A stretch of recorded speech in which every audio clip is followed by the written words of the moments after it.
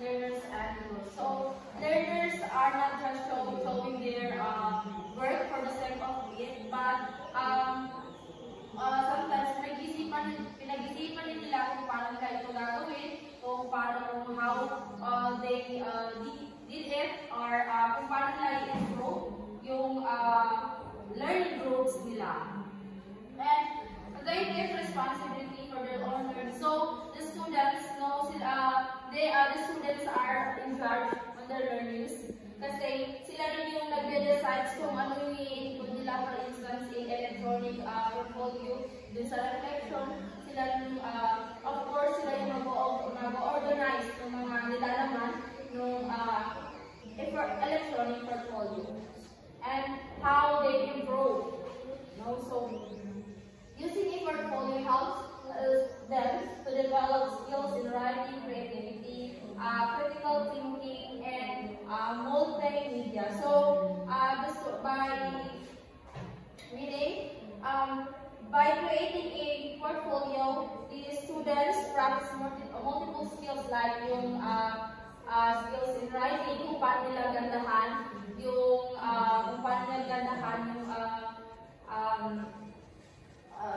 yung mga letters doon sa portfolio, and kung paano nila gandahan yung mga design, kung paano nila gawing creative, no? And of course, kung paano nila pag-isipan ng mabuti kung ano yung magandang ilalaman doon sa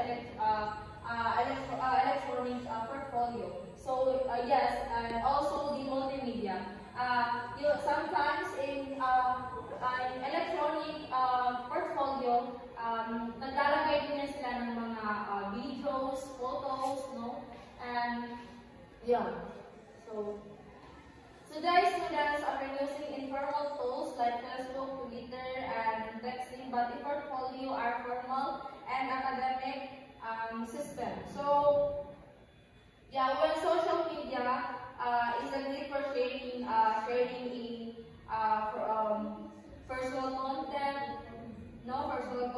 but as electronic portfolio is very formal din siya, no, very serious and organized siya na portfolio. So yeah, so yun, it means that to show your academic, personal growth, and the professional way. So for instance is sa Instagram. Sa Instagram, nag-post ka lang din siya ng mga pictures mo, videos, but in electronic portfolio as nag-upload ka dyan ng mga videos, no, mga experiences mo, journey mo, so, and yun.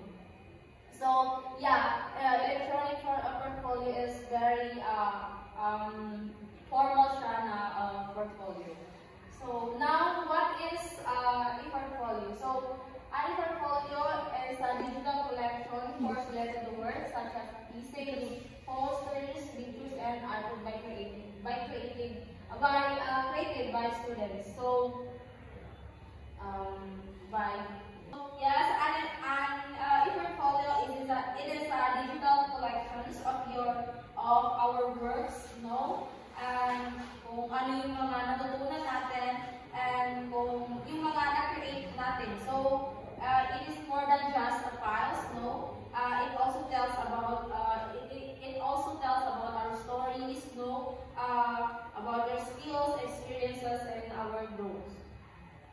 No? So, yeah, for examples, the students nag-upload siya ng doon sa electronic portfolio na, like, for example, yung mga essays, no? Yung mga experiences nila. So, like in video presentation, gano'n. So, it can also include personal, yeah, like what I said earlier, that include yung personal experience mo, yung extracurricular activities and other meaningful reflections. So, yung mga personal reflections, mga thankful reflections. So, e-portfolio is both a product and a process. So, a product is a well-organized digital collections. So, dito na yung mga projects or works reflection nila. Ito na yung product na ito sila. Kung tapos na yung e-portfolio, tapos na siya gawin, and then a process kung paano na i-process yung e-portfolio about involve the thinking, kung paano nila about reflecting on their works and their meanings. So paano nila pag-iisipan yung mga, yun na nga, yung paano nila pag-iisipan yung nilalaman nung e-portfolio nila, yung mga step-by-step na gagawin nila. So, yun. And now, so e-portfolio, meron siyang e-portfolio versus the learning management system. So, e-portfolio as yan yung work ni students, no? Then yung learning management is for the teacher. So ito siya, e-portfolio e-portfolio owned and controlled by the students. And for the learning management, ito siya yung owned and controlled by the instructor or school. And in e-portfolio, students decide who can view it and what to include. Yung sabi ko kanina, yung student yung nag-decide kung ano yung ilalagay niya sa electronic portfolio niya. So, yung instructor decide, yung instructor align siya dito, involved siya sa learning management. So, instructor decide as well and goal. So, remains students' property even after the course and so I think it's a learning shop or a portfolio. Hello everyone, I'm by Marjorie Laswan. So let's proceed to my part. So but before explaining this, I want to clarify that e-portfolio is a digital collection of students' work, projects, and achievements that showcase their learning. And you can make it to if you have site or if you have a Google account, then you can make it as for your site, and in the site you can make or find the template you want to include in your e-portfolio, and you want to document all your works, experiences, and reflections. So let's proceed on this. The learning theory behind e-portfolio. This refers to the ideas, concepts that drives the use of e-portfolio as a learning tool. So, according to Baskin, e-portfolio are not just a way to document learning, but also to generating learning. So when we say documenting learning, it is the first documentation of a student's work. For instance, if you have a science project, then you want it to make an e-portfolio. Then you are documenting to make e-portfolio.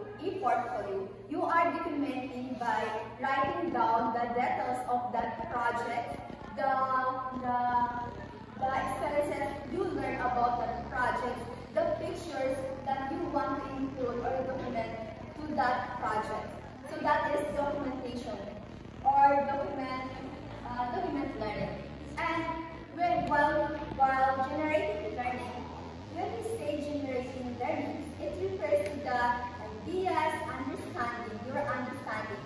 For instance, like what I said, if you are doing documentation, you are documenting the details of the project. So at the same time, you are also generating learning. You are generating your ideas on how to make your e-portfolio better. You are generating you are thinking the process that you are taking to achieve that e-portfolio. So that's why you are generating learning. You get knowledge on how to do that e-portfolio. So that's why e-portfolio is as well as generating learning and also documentation learning.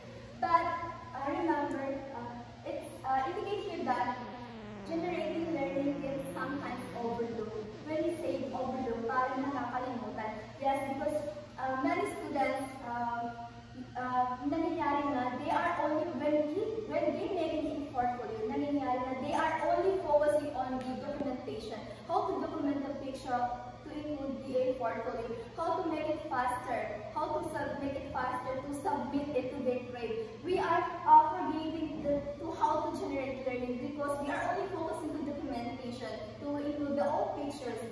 forget that we forget generating learning, like we forgot the process, the steps on how to make e-portfolio better to be successful.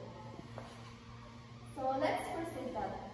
Okay, it's indicated here that e-portfolios generate learning, yes, because they provide opportunities and space for students to critically evaluate their work. Yes, because when we make a portfolio, we have a chance to be more creative. We can evaluate our own progress, our own experiences, or our learning regarding our experiences in that subject that we want to make or include in our e-portfolio. That's why e-portfolio, we can generate, through e-portfolio, making e-portfolio, we can generate learning. So let's proceed to this. So in about this, it indicates here that constructing knowledge and also the social constructivism are two interconnected concepts in the context of e-portfolio. So bakit? Because when we say constructing knowledge, when we are giving e-portfolio, for instance, the teacher gives us a task to make e-portfolio, we can construct our own knowledge regarding how to make e-portfolio or how to make the subject that we want to include in e-portfolio. We can construct our own learning, our own knowledge. We are, rather than simply receiving information, like when the teacher gives us a task, we are simply receiving information, but hindi natin ginagawa yung task because we are asking the help of others. So no, we can e-portfolio, we can through making e-portfolio, it helps us construct knowledge. We can construct our own understanding of that subject or project that we want to include in e-portfolio. Also, it is social constructivism because when we're constructing our own knowledge and sharing with others, that interaction we can share to others, that involves social constructivism. So in this way, the students most effectively occur because of the participation of the students actively participate to create their own understanding and their own knowledge. And again, social constructivism, it is true that since learning happens based when the students actively participate or actively interact with others to gain understanding, to get more knowledge about his curiosity about how to make a portfolio.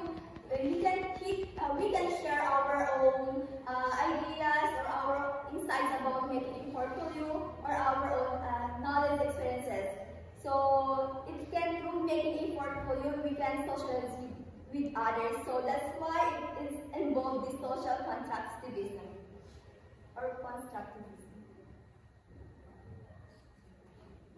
So this means that the e-portfolio, the process of reflection, originates as solo activity. It means that when we make a portfolio, first it becomes a solo activity because like when we are documenting the pictures of the subject we want to make a portfolio, we are giving our own understanding to the subject, own experiences, own reflection. That is solo activity because it is our own first. But it becomes a social activity when the people around you will participate by giving the feedback, by the comments about your e-portfolio, and it becomes a social activity because now mas nag-i-improve ka when you're receiving their feedback, their comments, mas nag-i-improve ka. You are interacting with them, so there are improvement and socialize or social activity. So let's proceed on this. Making learning visible. Are you wonder what is the meaning or ano ini-emphasize dito na make learning visible? Okay, sorry. For instance, you want to learn something, like you want to learn playing guitar because we don't know to learn it. We are practicing to learn how to play a guitar. But we are thinking, what is the strategy? Ano kaya ang strategy para maging fast learner tayo when it comes on playing guitar? So habang piniplay natin yun, hindi natin namamalayan or you don't realize na we already learned it, natutunan natin yung mga strategy, nagagawa na natin, hindi natin namalayan yun. So that is invisible. But in order to make it visible, para makita yun, so we can have a reflection on our portfolio. Nire-reflect natin yung ginawa natin na mga step on how to play our guitar. So that's way na nung gumawa tayo ng reflection, nakita natin yung improvements natin, nandun pala yung natutunan natin. So doon, in the way of making a portfolio, nakita natin yung learning, make visible, nakita natin doon na ito pala yung nangyari, kaya tayo natuto. So that's why make learning visible. First time invisible siya, hindi mo nakita. When you make learning visible, gumawa ka ng reflection, and that's way of having reflection, doon mo nakita kung yung process ng pagkatuto mo. So class, remember that invisible learning has two things, which is the first one, the intermediate step that occur whenever a student or any person is attempting to learn something or to do something. Okay, pause na po na. Yung first one, kung yung sinabi ko kanina, or yung step ko, yung the process or actions that person take to achieve learning, yung about to play guitar. So it is invisible learning siya, hindi rin nakikita, but it affects your learning. And the first two is about the cognitive to be effective, the personal and issues of identity. So yung learning process, hindi lang nakakita sa cognitive, but also our emotions, personal and identity. When we want to control our emotions, hindi natin namalayan na nangyayari na pala yun. But it also affects our learning. The intermediate and invisible. Yes, it is on this, I would like to explain that learning is not just about thinking, but also about a person's emotion and personality that can help or hinder the learning process.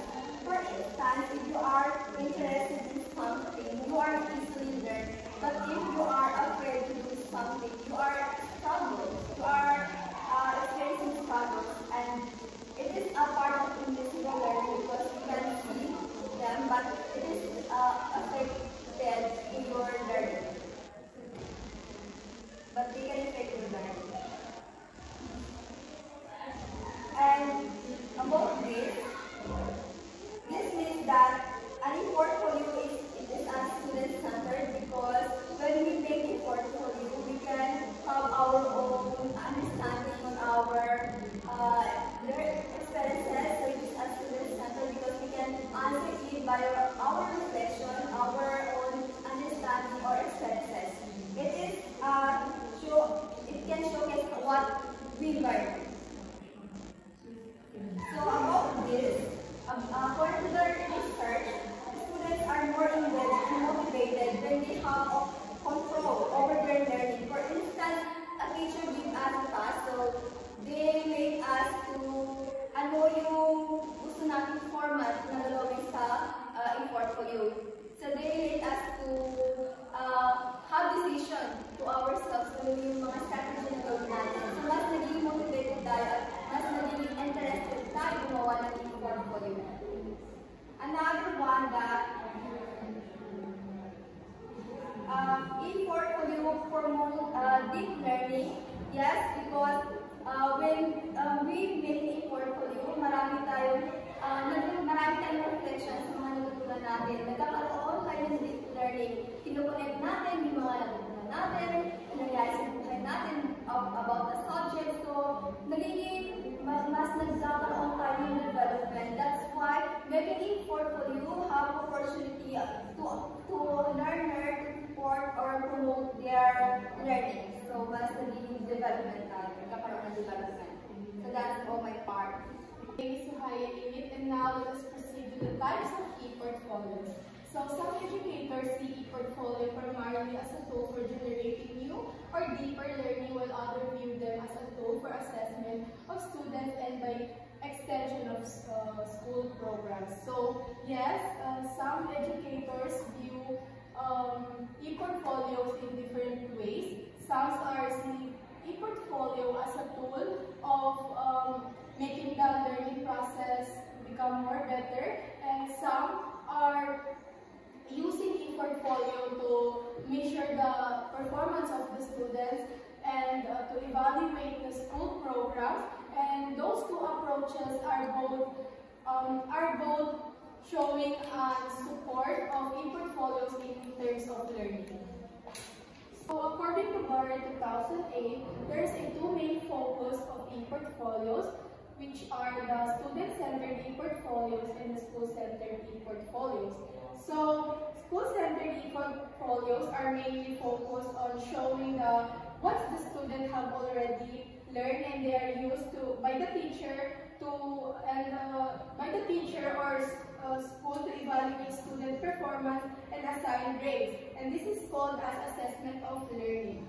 And because the main focus or the main goal of this is to measure the result of learning after the instruction is finished. So, on the other hand, the learner-centered e-portfolios are designed to help students learn as they complete the assessment. They encourage students to reflect on their works, receive feedback, and make improvement.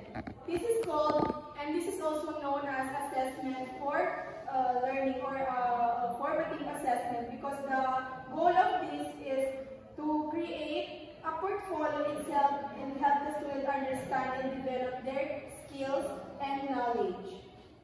So there are different kinds of e-portfolios. So different types of e-portfolios existing depending on their purpose and what the school or teacher want to focus on. So some teachers or some portfolios are used to assess learning outcomes, others to showcase student best work, and some to support ongoing learning and reflection. And each institution may use different names or format, but the main idea is the same. E-portfolios are told to help students document, demonstrate, and develop their learning in different ways. So here's the types of e-portfolios. So we have assessment e-portfolios, or this is used within the school, and its goal is to evaluate institutional outcomes and student performance.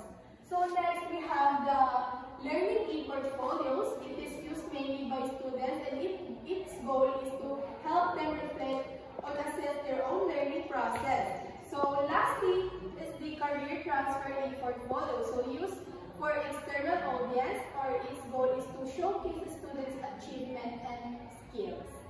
So I am Farhana Ramos, and I will be discussing the best practices in the use of e-portfolio. So when we say best practice in the use of e-portfolio, it means it is the most effective and recommended ways to create, organize, and use an e-portfolio or the electronic portfolio. So before, discuss ng lesson 6 ang portfolio or the traditional portfolio. So in this time, we will be tackle the electronic portfolio. So when e-portfolios have broader institutional uptake, students will be encouraged in all of their courses to use their e-portfolio and to reflect on and make connection between all of their courses and academic experiences. So this means that when many teachers or the whole institution is using the e-portfolio, the student will be more encouraged or more likely to use this e-portfolio kasi mas effective ito siya kapag marami ang gumagamit. Halimbawa sa isang institution is karamihan doon is gumagamit ng e-portfolio, mas na-encourage yung mga student na gumawa din ng kanilang e-portfolio. So and dahil din sa mga effective benefits nito is na-encourage din yung mga student. For instance,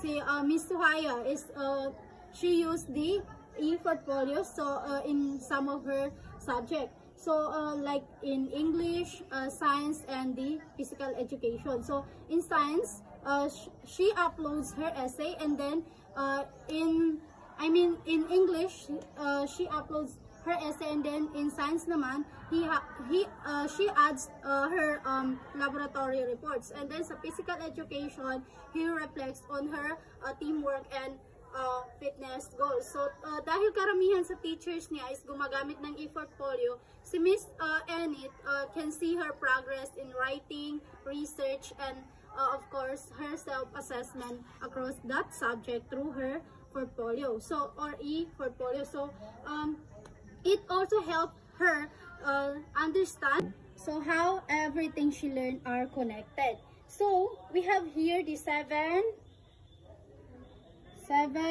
proven desk portfolio. So number one, we have explain the benefits of e-portfolio to the students. So this means that an e-portfolio is like an online folder where the student can keep and showcase their works, reflection, and of course their achievement. So it is very helpful for the student to improve their learning, kasi through this they can look back in their past work and they can see how they can improve or grow.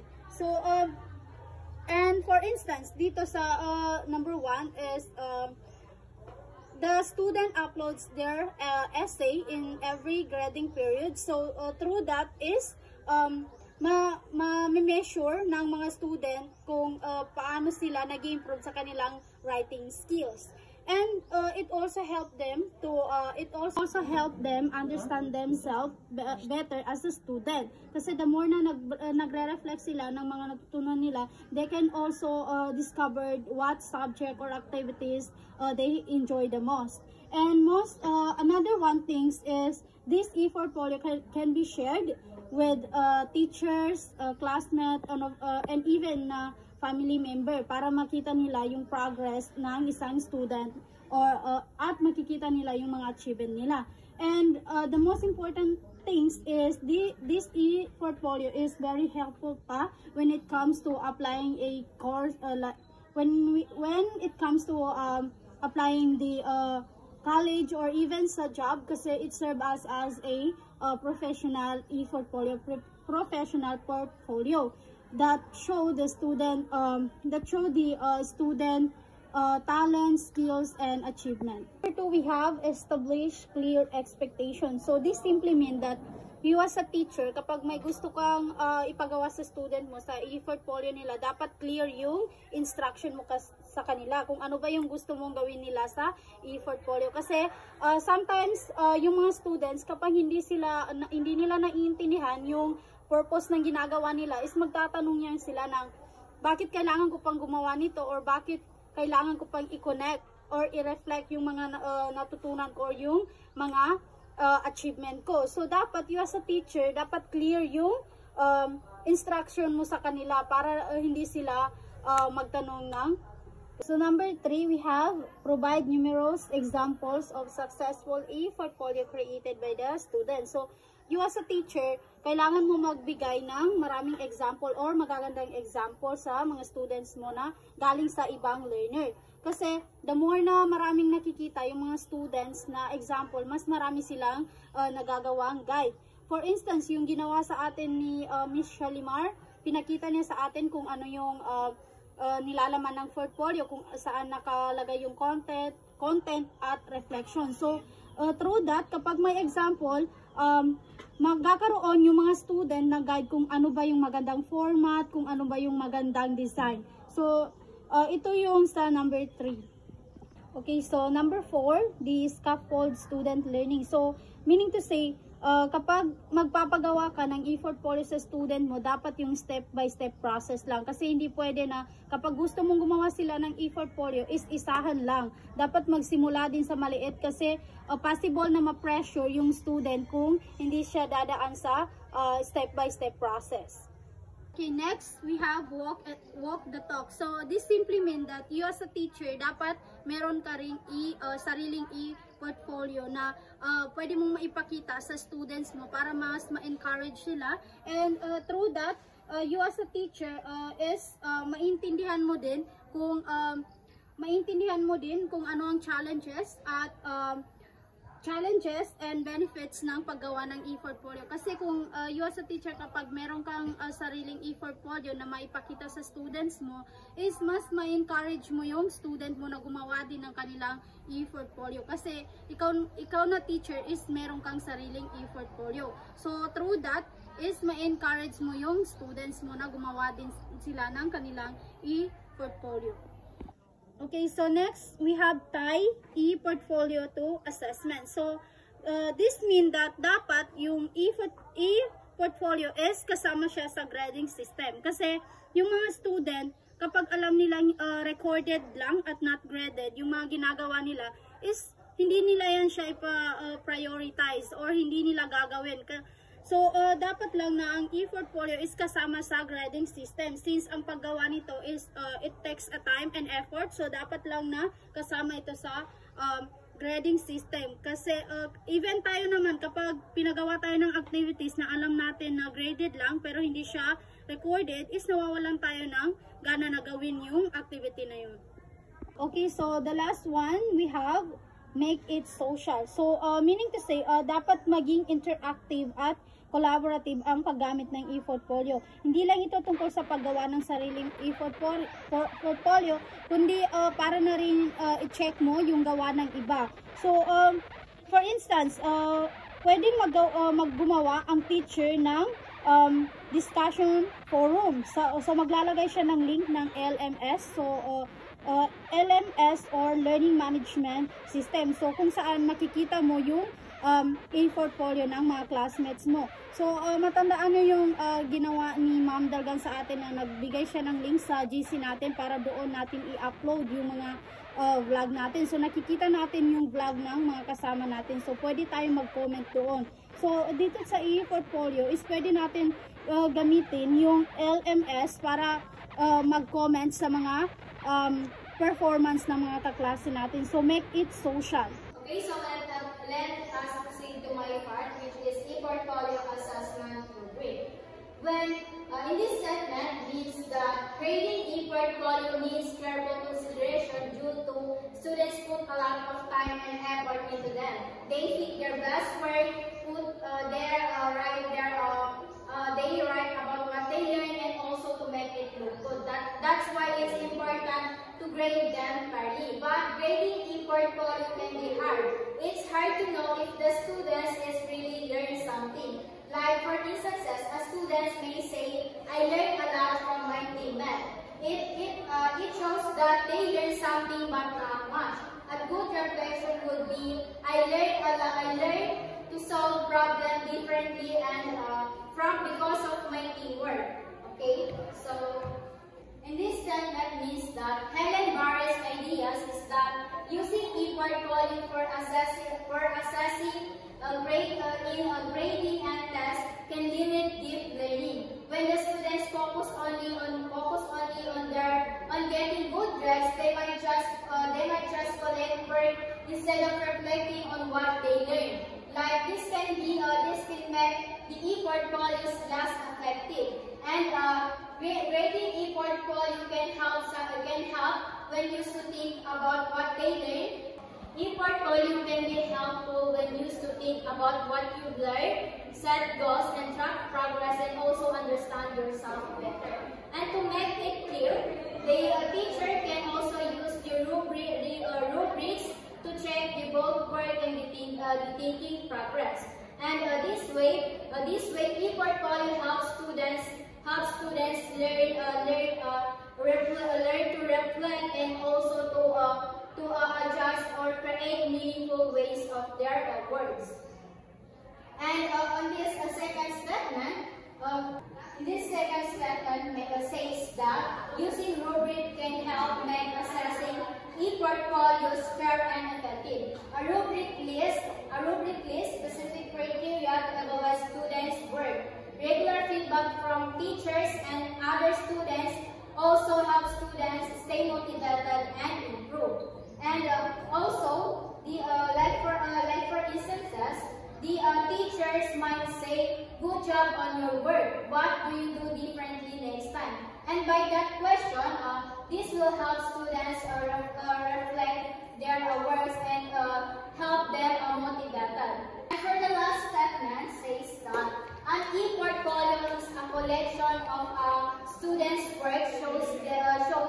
their educational journey, highlighting achievements and growth. It says that a good e-portfolio includes a statement of the student's goals, which is what students want to achieve. The second one is philosophy of education, what students believe about learning, and also the false showcase. What students are the best example is the student's best work. And that's all.